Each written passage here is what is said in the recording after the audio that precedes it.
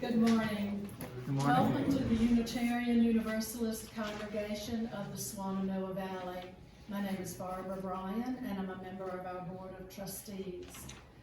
For those of you who may be new to Unitarian Universalism, ours is a non-judgmental religious home that will accept and support you wherever you may be in your life's journey. Unitarian Universalism is composed of diverse communities operating without a common belief about God, the universe, and death. Instead of a creed, we share a spirit and vision of radical inclusivity, individual agency, and social justice. This is a safe place to stand out, stand up, and change your mind, particularly during life transitions. We embrace personal discovery and growth through learning, engagement, and service. Our only doctrine is love. You may want to take a look at our mission here at the UUSCD, which is printed on the front page of our order of service. It is our custom to encourage any first or second time visitors to stand and introduce yourselves. If you're comfortable doing so, please tell us your name and where you're from. Let's start on my left. My name is Karen, and I live in the same neighborhood as Diane and Richard. Welcome, Karen. So, and I'm glad I'm here. Anybody else? Okay. Oh, Yeah. Hi, I'm Katie, and I live in East Asheville, kind of close to Warren Wilson. Yay, welcome. welcome. Anybody over on this side?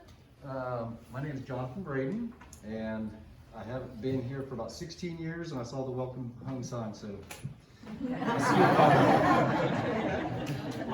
It worked. Anybody else? I'm Ellie Taylor, and I live in Black Mountain. I'm her sister Jessica, and I live in over by the golf course. Okay. If you are interested in receiving our newsletter or just staying in touch, fill out one of these little white cards, which you'll find in the back of the pew. They're also out in the foyer. You can drop it in the collection plate. And lastly, I ask that you silence your cell phones and we will begin our service.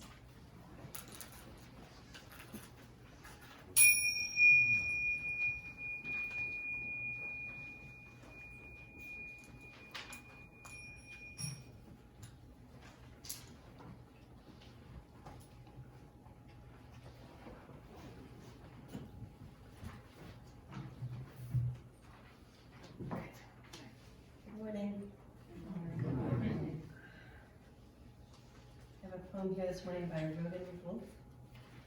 It's as if the landscape has gathered you into its arms and made you not just welcome here, but whole. It has reached out and found you where you alone could not. You are never lost among these contours. They map your interior. You are discovered here. As we like to tell us, symbol of our faith, we welcome you home. Please stand as you are willing or able and sing with us the opening hymn number 126, Come Thou Fount of Every Blessing. Thank you.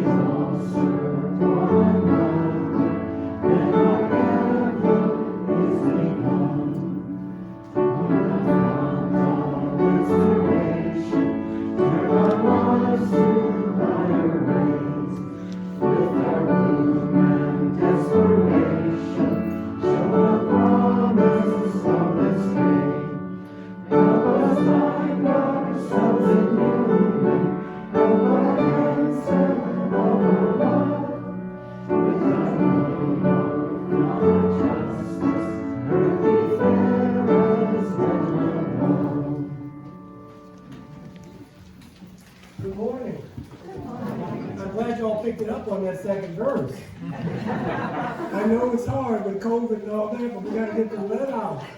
It's homecoming Sunday. And so I intentionally didn't ask for water because we kind of did that before the Delta variant and I didn't want to trouble you. But I'm glad you're here and I'm glad to be here. And so we will get through it, right? We will get through it. This is what human beings do. So reading number 633 in the back of the gray hymnal because of Rosh Hashanah, the Jewish New Year, and at Atonement Day, or as sometimes it's referred to as At-One-Ment Day. So we will read this responsibly. Once more, Atonement Day has come. All pretense gone, naked heart revealed to the hiding self. We stand on holy ground between the day that was and the one that must be. We tremble at what we did. How did we stumble? What did we take? What did we give to what belonged? Last year's confession came easily to the lips. The tears come from deeper than the skin. Say then, why are our paths strewn with promises like fallen leaves? Say then, when shall our lust be for wisdom? Say now, love and truth shall meet, justice and peace shall embrace. All right, this is the time in the service when we ask you to share a joy, a concern, a sorrow. Diane, of course, will light a candle for you, unless you're one of those independent spirits and you choose to light your own. So, having that said, the floor is yours. I'm Mary Soyanova, and I want to express some concern for our dear friend Norm Kowal. Norm is in the hospital now. He got ill and tripped and fell and broke some ribs and some vertebrae. Norm is one of those silent, unsung heroes. Every month, for I would imagine 10 years, he would bring wine and a movie, and we would have Friday Fling. We'd all come and bring potluck for dinner, and we'd sit and drink wine and talk and have a good time and then watch a movie. Some were wonderful, like the Marigold Hotel. Some were terrible. Don't ever watch Fargo. So Norm has been our hero, and we would he is slowly beginning to recover, and you can follow his progress on the caring bridge. His daughter Maria is here and caring for him, so please send loving, warm, whiny thoughts.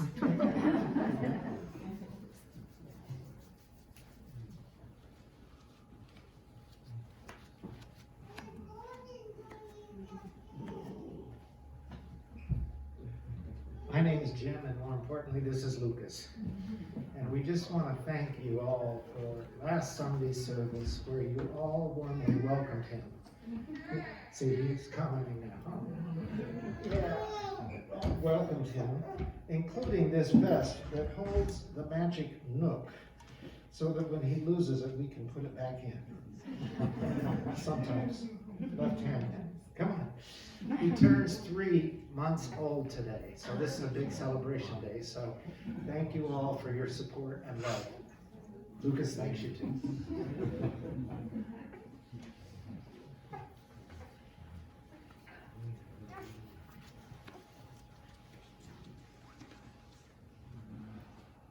Wow, that was quick. And Susan is going to do the meditation. So, I can sing and tap dance, and we can wait for her to come back. Yeah, Norm is hanging in there, and some people aren't here because their immune systems won't allow them to be here, and so we keep them in our thoughts and prayers. I wanted to just thank you for, come on up. Can I do another joy? Yeah, please, come on. Are you, Come on, I'm cause buying time. you're buying The time. networks, they charge us for this time. Well, I've never done, gotten something off my phone, but this morning, I'm hiding. I'm taking a death care class, which is very interesting. And the first part of it, the first few weeks, is looking at our own understanding of death and experiences and lot, or whatever. And one of the questions this week is, what are the traumas and what are the strengths of my family, my ancestors? And what I wrote, I've probably thought it before, we've probably all thought it before, but I've never put it in words, and it's just 2 lists. The traumas, divorce, wars, Vietnam and World War II, loss of a child, loss of a parent while a child, leaving the homeland, never to see your mother or father again, starvation, alcoholism, shunning. And the strengths are hardworking, determined, talented, entrepreneur, creative, /industrious, and grateful. I just felt like that was worth sharing. It was. For me, yeah. Thank you.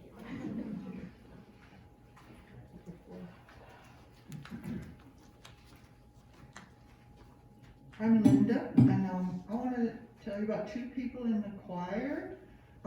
Karen Steinhaus this week is having a hip replacement. She's one of the tenor singers. And Rochelle Broom is at home recuperating from a double mastectomy, and she's doing very well. It was preventative because of cancer in her family, and I think she's at a place where she won't need any chemo or radiation. So give your prayers to both of them. Thank you. And Andy Reid. Oh, I'm sorry.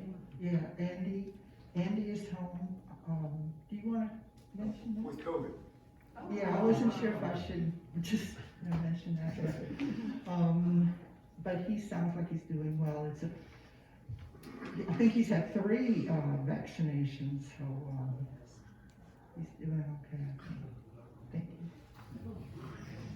Yeah, I just want to remind folks too that, we don't want to, there's such thing as HIPAA violations, even though we're not in HIPAA, so we try to be careful to let you know if people want to let you know if there's been any specifics about their illness.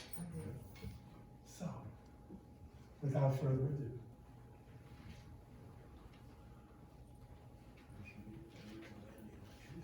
For our meditation this morning, I've chosen a selection called We Create a Web of Life by Sarah Limmer.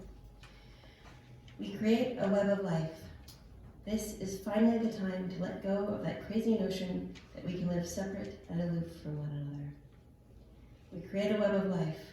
This is the time at last that we can come home to each other, to our mutual belonging.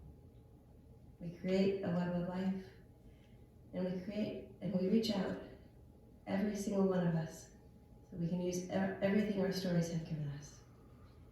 We create a web of life, every part of our lives, even the cruelty, even the abuse, even the addictions, even the loneliness and the failures. We create a web of life. A web of life is created within which you can rest in the knowing, because out of that you can act. Out of that, all power is yours. Out of that, you travel light. Out of that, you can step forward.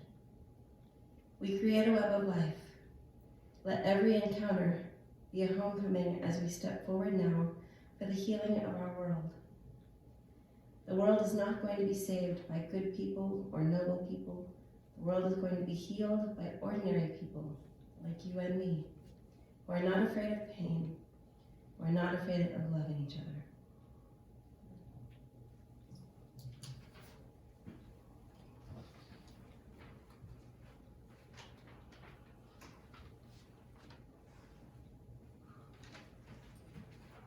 it's time for the smoke talk.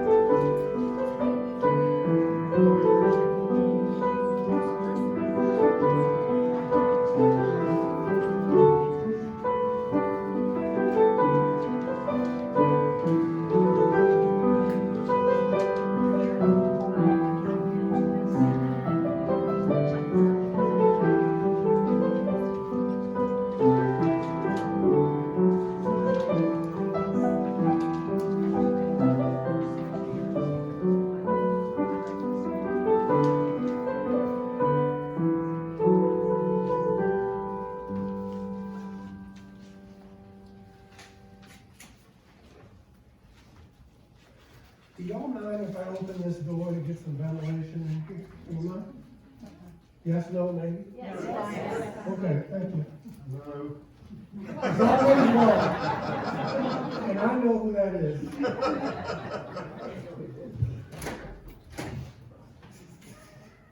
There we go. So, please rise as you are willing and able for our hymn number 302, Children of the Human Race. This is kind of a lesser known hymn, and Michael wants you to sing out, and this is actually a pretty dissonant sounding hymn. So I'm gonna play it once for you. Now I feel guilty that I picked. No. We need new songs that we haven't heard before. Yeah.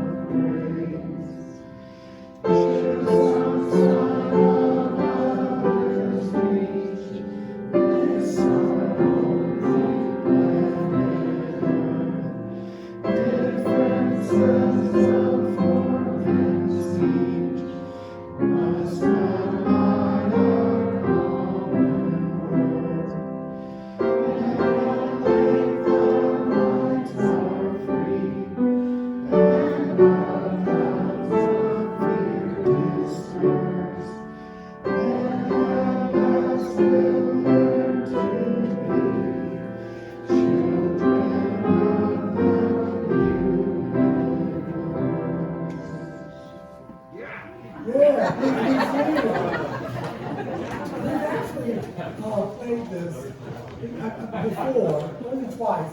I kind of like the lyrics.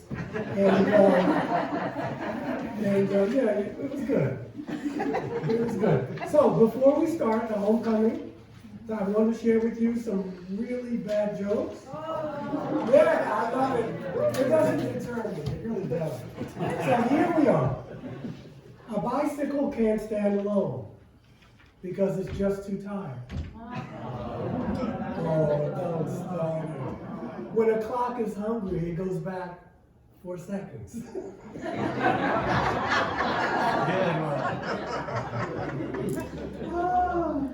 A guy who fell into an upholstery machine is now fully recovered. He had a photographic memory which was never developed. We're almost done. When she saw her first strands of gray hair, she thought she died. I know. Acupuncture is a jab well done. That's the point of it. And here's the kicker. Those who get too big for their pants will be totally exposed in the end. If you have any more of these that you'd like me to share, please just get in touch with me. If they're bad, I won't give your name. Okay. So we're back again, back together, after our summer journeys, our outer and inner summer journeys. It's been quite the 18 months. But we do have, and as we go along after our board retreat and what have you, we do have a new and exciting year coming up, believe it or not. And hopefully you have had some time for rest, for rejuvenation, for maybe some aha moments, some eureka moments during this time. Some of you have had vacations. I know I had a staycation, which was kind of nice. And so as we enter the last quarter of this year, we'll see what life will bring us. And so as you know, many UU congregations across the country are using this Sunday and the rest of the Sundays in September for our annual homecoming services. And I love the idea because we gather together for fellowship after a summer, after our own summer sojourns from our travels, and we come back with different stories and different narratives and experiences, and hopefully some life lessons. So it's a good way to begin the fall season. It also shows, and what I was going to say earlier, the resilience, because life goes on. Through pestilences, I know you don't want to hear, but there'll be more of this. These happen. You're on planet Earth in a body. This is what you chose. You came here.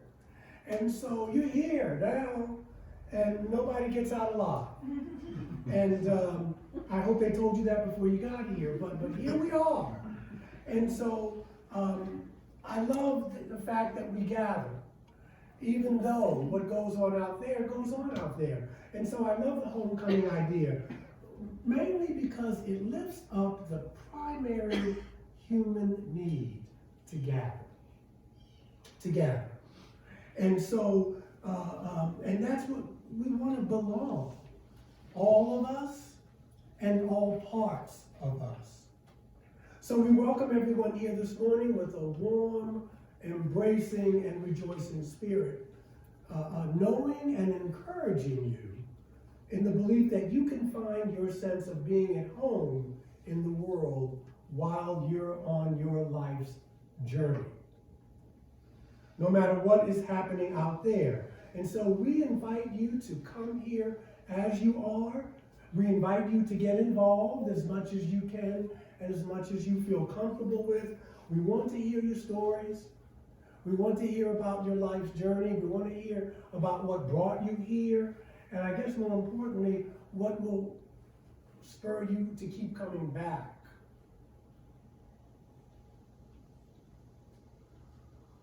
All opposition, injustice, racism, fear, of violence, dealing with pestilences, they all stem from the lack of understanding that everyone and everything belongs. That we are all essential. That there is a unity in all of our diversity. And so this is called the illusion of separation. The illusion of separation. The virus is teaching us, I guess we just don't get it any other way. But these things come along, they teach us to be cognizant of the law of one. That's what I like to call it.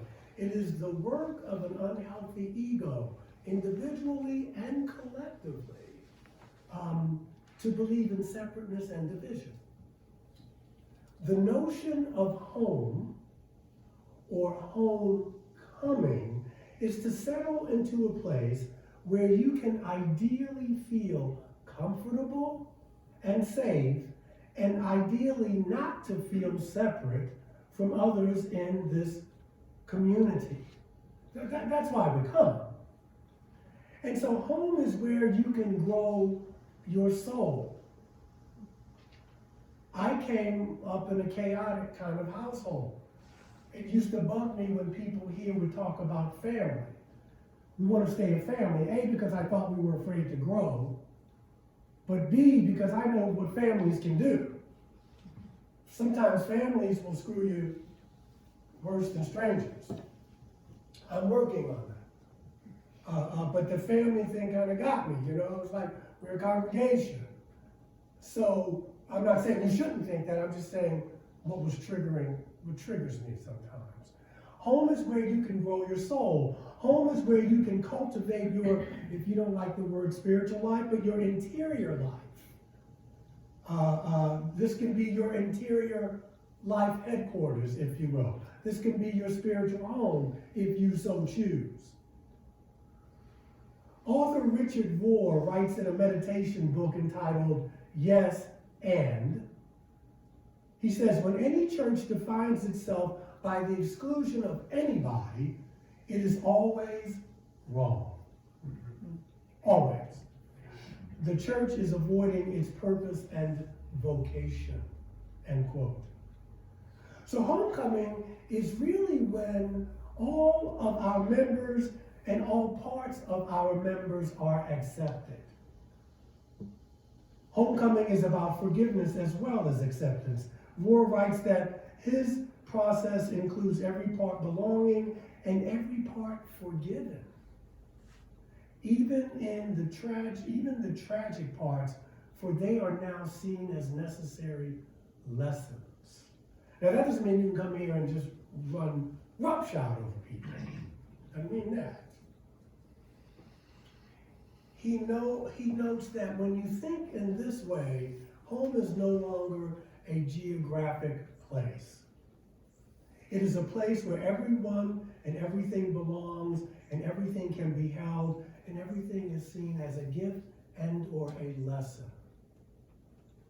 Gregory of Nyssa, one of the Eastern Fathers of the Orthodox Christian Church, defines sin as this. I love this definition. The refusal to keep growing. That's his definition of sin. The refusal to keep growing. So part of finding a home is not only to find a place where one can keep growing, but if appropriate, keep that in, if it's appropriate, it is maybe helping others to find theirs. Homecoming is that as we grow and evolve as human beings, we live out the principles we affirm, but we also remember these 4 words. They may make the journey just a tad bit easier. I am still learning. I am still learning. Life is a school, and we are enrolled for life. For life. Now, there are many types of homecomings. There's the traditional homecoming, when people travel and return. People move from one place to another for a variety of reasons. Some people they're explorers. They have that spirit of adventure, and they're always looking for a land virgin land, where they want to put their footprint on. They want to prove something. There are travelers who are curious to see everything, and so they travel. There are some tourists who just go and they just want to relax. There are other kinds of tourists who just go to escape from their work or their family. And after all this, they return home. There's the homecoming of sorts that occurs after a busy day, when the events of the day start nagging at you, and sometimes they even bring you a sense of joy. And when we arrive home day after a day such as this, we just want to sit down and just breathe and gather ourselves. And so we come home to ourselves and the stillness within. This is sometimes referred to as the journey without distance, or as you've heard me call it, the inward journey. There's a wonderful line in A Course in Miracles. It refers to the practice of meditation in the midst of all the noise and the distractions that can go on in everyday life. And it says, whenever we get caught up in the glorification of busy, we can always tell ourselves this: I will be still an instant and go home. I will be still an instant and go home. This inward journey is a homecoming.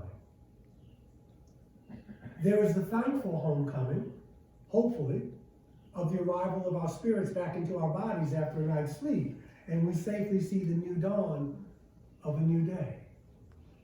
It is a gift for the eyes to see the world, a gift of the mind to feel at home in one's body, in one's life, to see and to participate in the possibilities that the new day will bring. This, too, is a homecoming.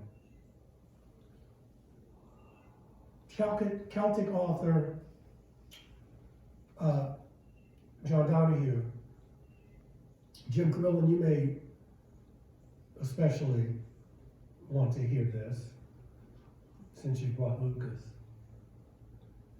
He writes about a child entering the world as a sort of homecoming,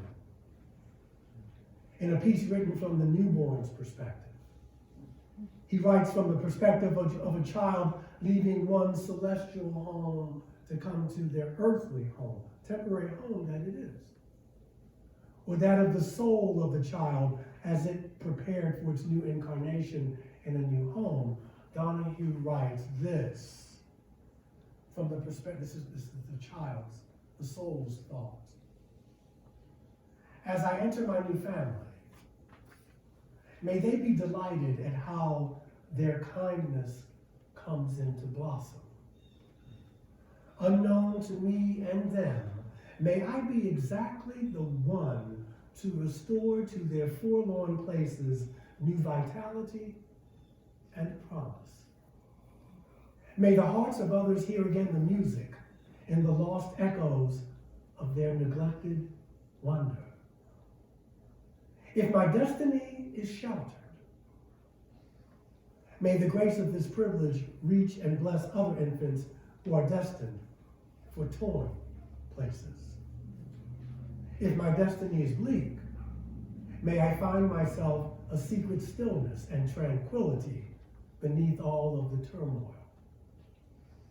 May my eyes never lose sight of why I have come here, that I never be claimed by the falsity of fear or to eat the bread of bitterness. In everything I do, think, feel, and say, may I be allowed the light of the world I am leaving to shine through and to carry me home. Isn't that beautiful?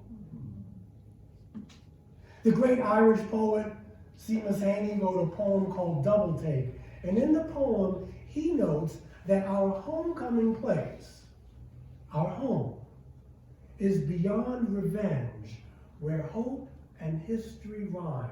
In other words, homecoming or home can be a place of justice. Today is September 12th. 20 years ago, our home was attacked. So no matter where you are, or where you were on September 11th, I happened to live in New York at the time, but no matter where you are or were on the political spectrum, there had to be at least some kind of sense of violation, some sense of injustice, rightly or wrongly, that was felt. Suddenly, perhaps, home was not so safe, after all. And so those 4 words, I am still learning, resonate after an event like that on a multitude of levels. And yet, being interconnected, that's what we say we believe, right? I mean, if you don't believe it, then it's okay. You're welcome here at 11. But this is what we say we believe. In some strange way, even the perpetrators belong and are connected to us.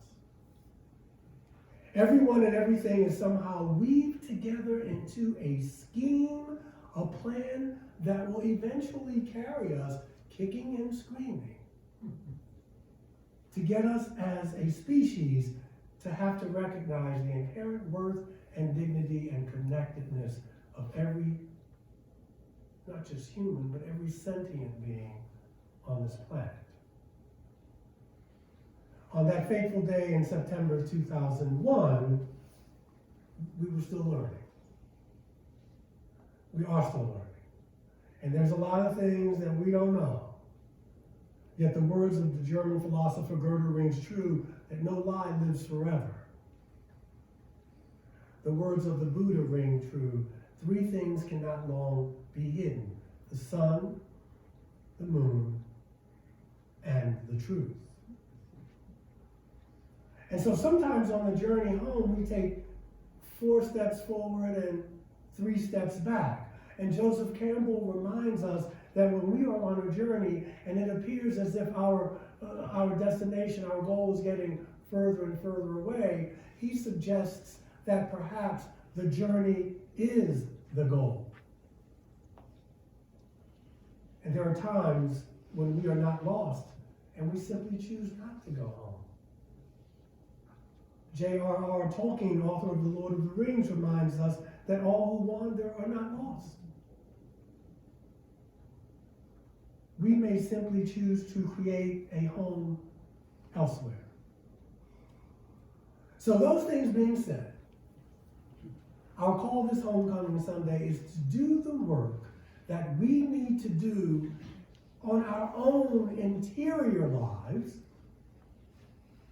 to make sure that everyone belongs and everything belongs, and then to help others find their way home if they so choose.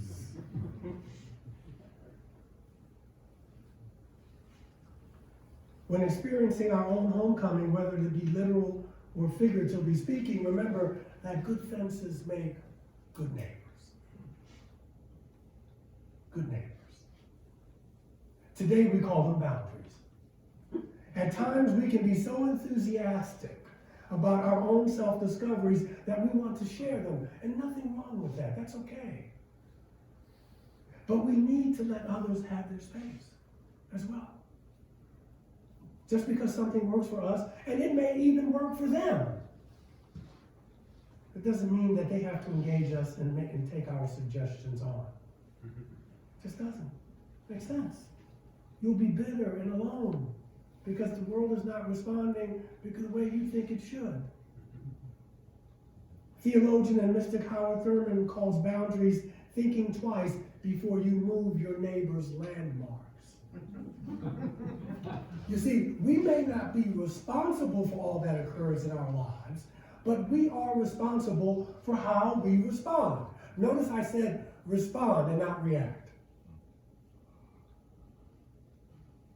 And that can be a difficult lesson at times.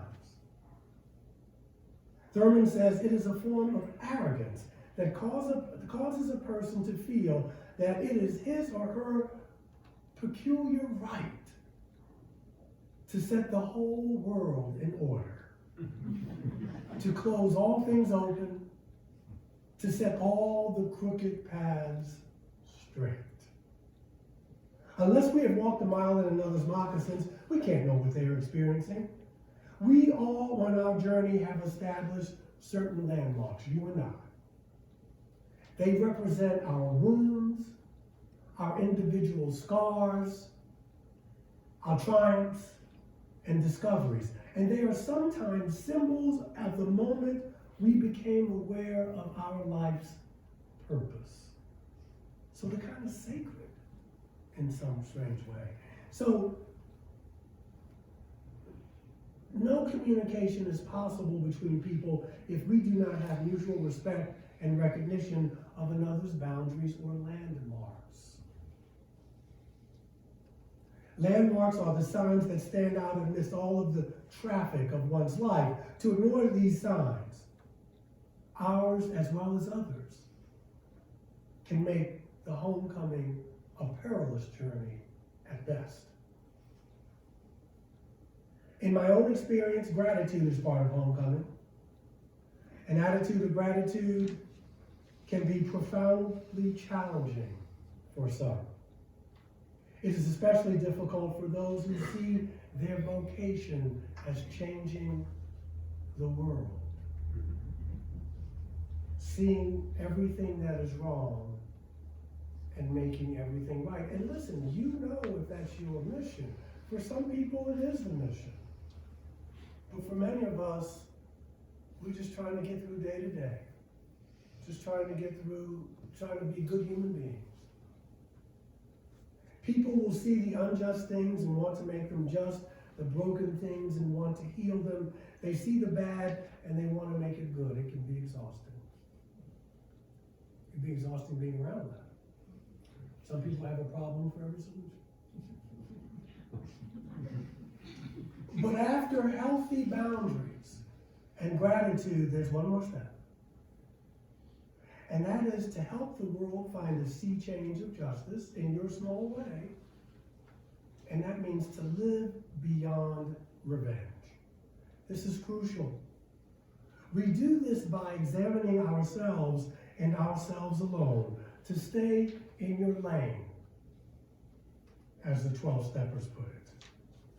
To cultivate our own self-actualization. For when it's all said and done, the greatest homecoming is the homecoming to ourselves. That's homecoming indeed.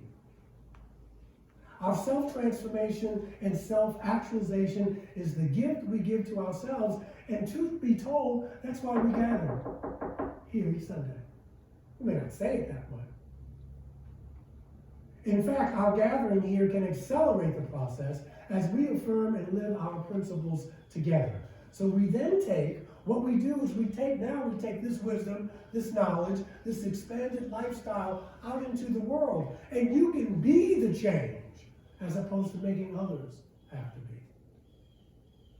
Your life will be the greatest example of what you believe and how you live.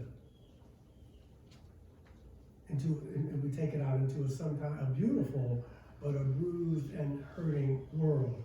And so again, the words of Celtic author John O'Donohue when he writes in a poem, Coming Home to Yourself. Listen to this. He says, may all that is unforgiven in you be released. May your fears yield their deepest tranquilities. May all that is unlived in you blossom into a future graced with love. You don't need to force anybody to do anything when you're vibrating on that frequency. And you can't do it all the time, but in your high moments, that's what you want to radiate. And that raises the frequency of the planet. To the degree that you and I find our way to become walking homecomings, remember Ram Dass tells us that, we're all just walking each other home. By our living example, we can help the entire world, in the words of the poet, to come home to a place where hope and history rhyme. Or in the words of mystic Howard Thurman, to one day live in a friendly world of friendly folks beneath a friendly sky. Welcome home. Amen. Amen. And blessed be. Oh boy, it's good to breathe. This is like, get on my nerves a little, but all righty. So, please rise as you are willing and able. You're still going to get out early, it looks like. Okay. 298.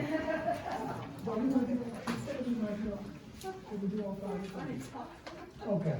We're going to do all, the maestro says we're going to do all 5 verses. Okay? I tried, but she overruled me. All 5 verses. 298.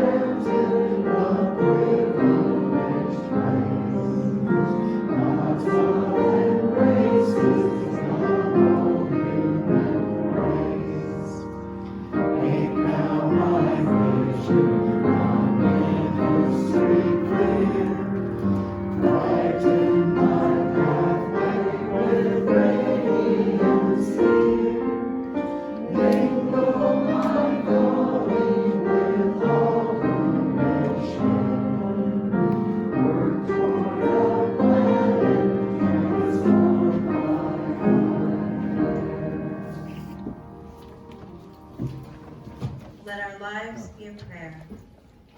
Let our lives be a prayer that waters dry souls, mends broken hearts, refuses to be terrorized, seeks this world's beauty, and carries us through its storms. Have a great afternoon. Let's show some love to Linda. Yeah.